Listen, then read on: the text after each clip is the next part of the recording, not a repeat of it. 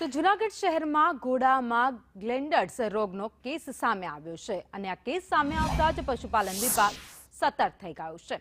અશ્વમાં ગ્લેન્ડર્સ રોગના લક્ષણો સામે આવતા જ તેના સેમ્પલ પરીક્ષણ માટે વાયરોલોજી લેબમાં મોકલવામાં આવ્યા છે, જેનું પરિણામ સામે આવતા જ ઘોડામાં ગ્લેન્ડર્સ રોગની પુષ્ટિ થઈ છે। તે ઘોડાનું 31 ડિસેમ્બર 2025 મોત નીપજ્યું હતું। ગ્લેન્ડર્સ બેક્ટેરિયાની ફેલાતો આ ગંભીર બીમારીવાળો રોગ છે, જે માત્ર ઘોડાઓ માટે જ નહીં પરંતુ માણસો માટે પણ જોખમી છે। આ રોગ એક ઝૂનોટિક રોગ હોવાથી તે પશુઓમાંથી મનુષ્યોમાં ફેલાવાની પણ સંભાવના હોય છે। ત્યારે પશુપાલન વિભાગે અસરગ્રસ્ત વિસ્તારના 10 કિલોમીટરમાં તમામ અશ્વનું સઘન સર્વેલન્સ હાથ ધર્યું।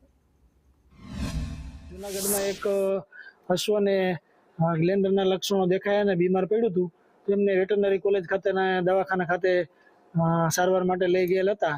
તો ત્યાંના ફરજબરના તબીબોને એમાં એકદમ ન્યુમોનિક સિમ્ટમ અને સ્કિન ઉપર નોડ્યુલ જોવા મળ્યા, એટલે એમને શંકા ગઈ। ટેમ્પરેચર પણ એવી હતું, તો એમનું સેમ્પલ એને લઈ પછી અમે હિસાર એને વાયરોલોજી લેબમાં મોકલાવેલું। એમનું રિઝલ્ટ ગયા વીકમાં આવ્યું અને એ અશ્વ છે એમાં ગ્લેન્ડર નામનો રોગ દેખા દીધો। હવે આ ગ્લેન્ડર નામનો રોગ છે એ પશુઓથી માણસોમાં, પશુઓથી માણસોમાં થવાનો ભય પણ હોય છે।